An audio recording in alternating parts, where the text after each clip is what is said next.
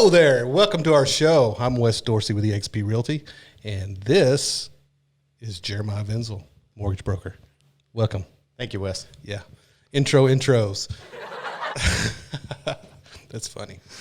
So, quickly, we wanted to make a quick video, talk about a hot topic that's been in the news that you've probably seen on TV or Facebook if you get your news from there. Hit that. Right. Okay. Mortgage forbearance. Right? Is it right for you? So we just want to kind of dispel some of the myths out there. There's a lot of uncertainty in the market, especially with people being furloughed, laid off, losing their jobs.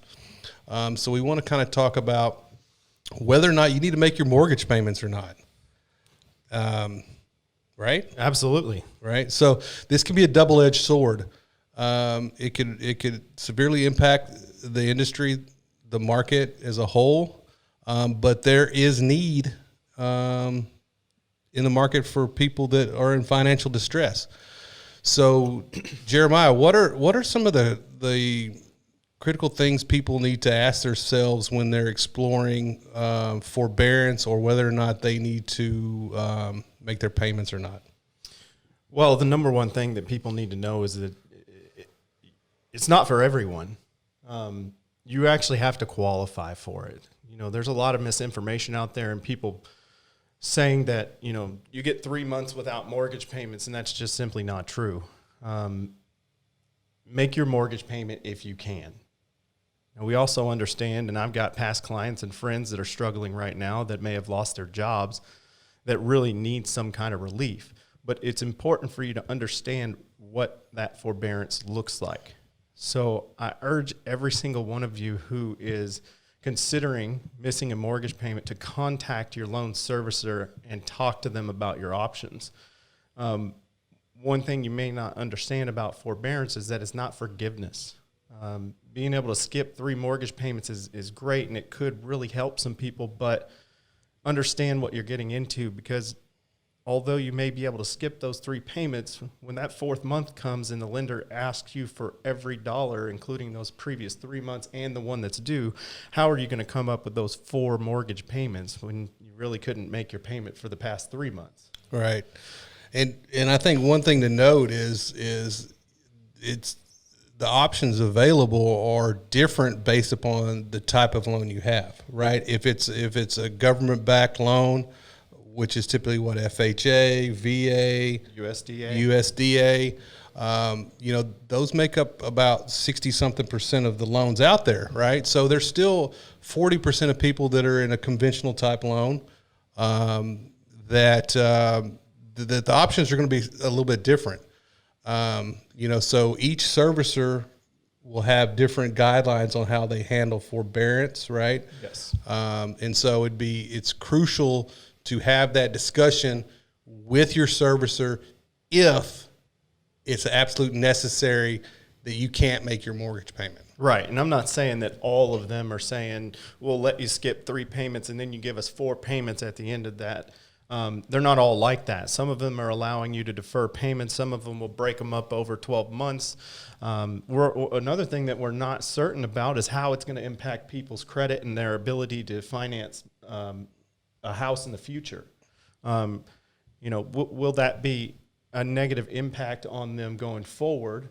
You know, some people may be furloughed right now where they're not at work, they're not earning an income that they were normally, and they were either in the middle of or getting ready to refinance their mortgage, and now all of a sudden they can't. Well, eventually they're going to come back once they go back to work, and they're going to want to resume that refinance process. But what does that look like in between?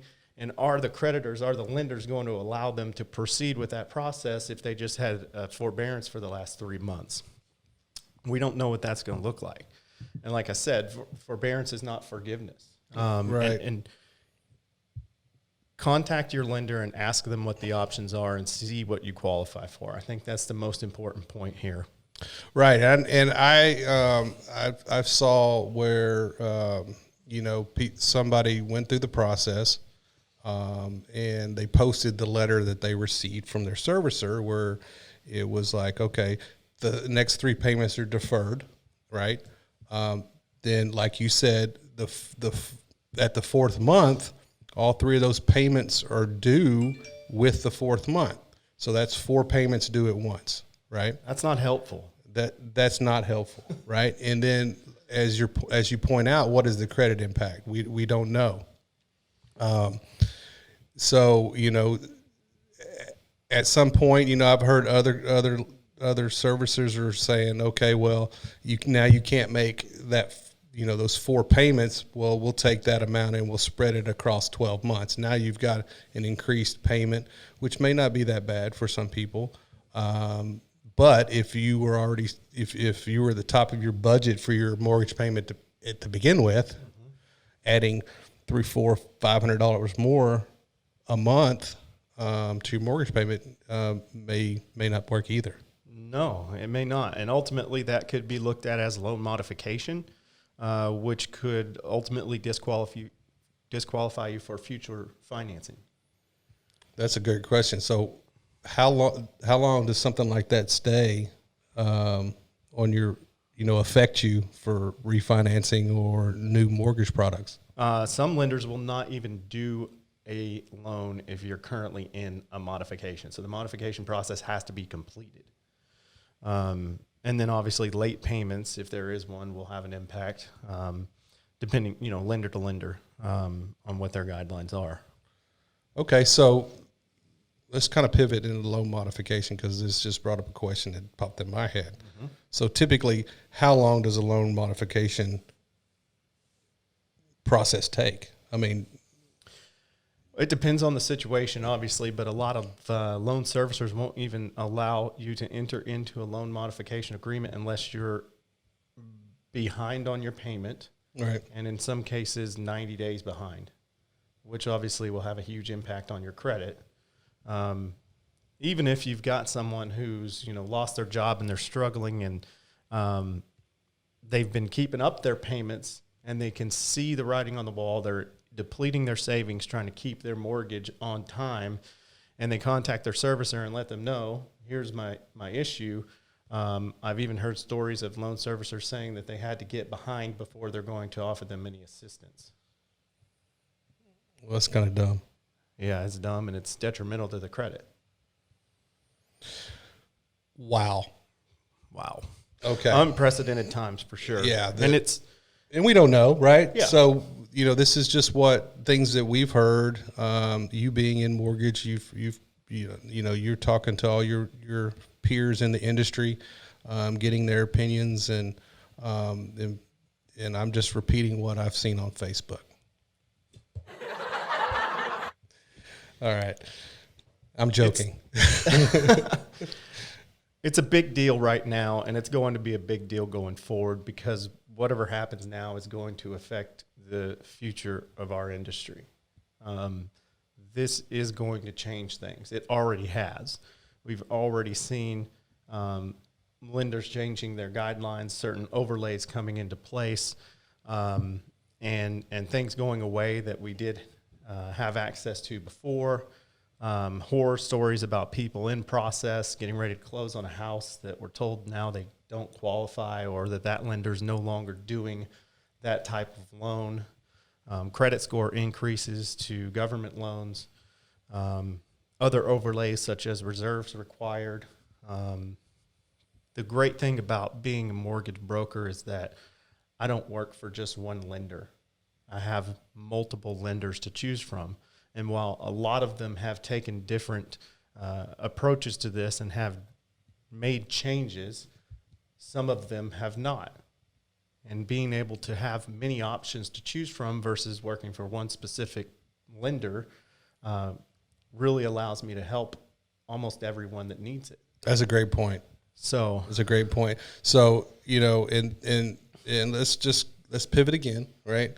For people that don't know what a mortgage broker is, how a mortgage broker is different from the mortgage officer, the loan officer that's sitting down there at your local bank, right? Mm-hmm. So I mean, like you said, you have access to multiple lenders. You work with a bunch of different lenders, whereas your typical mortgage loan officer that's sitting at a bank or whatever only offers the products that the bank has, right? That's right. They only have one option in terms of lending.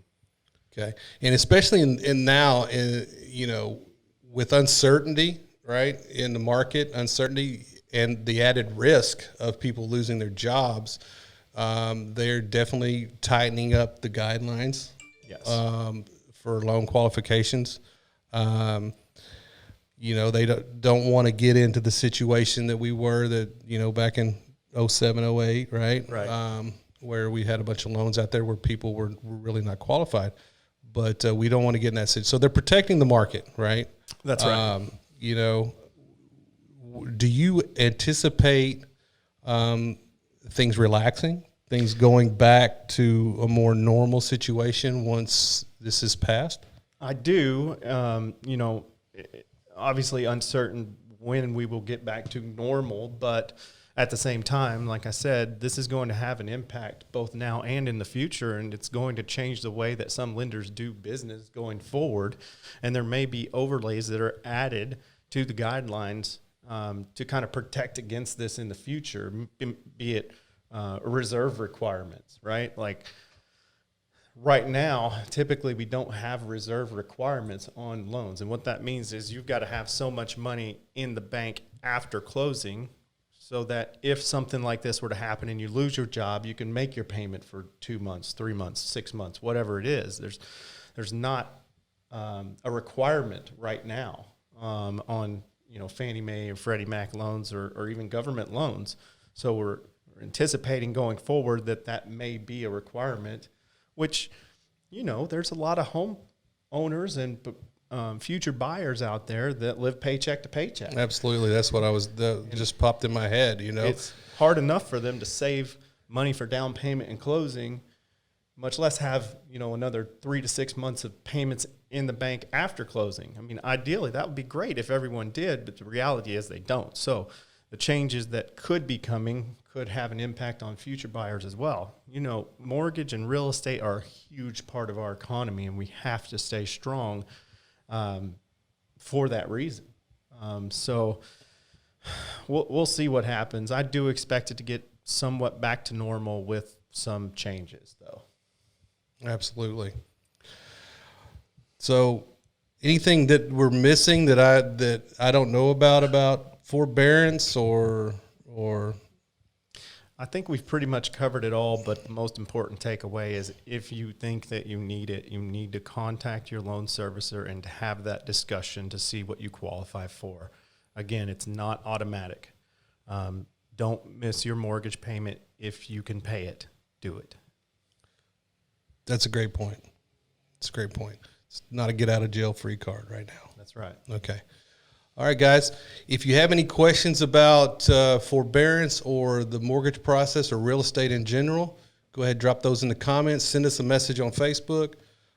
We'd be more than happy to answer those questions. And till next time, we'll see you. See ya. Hit the outro.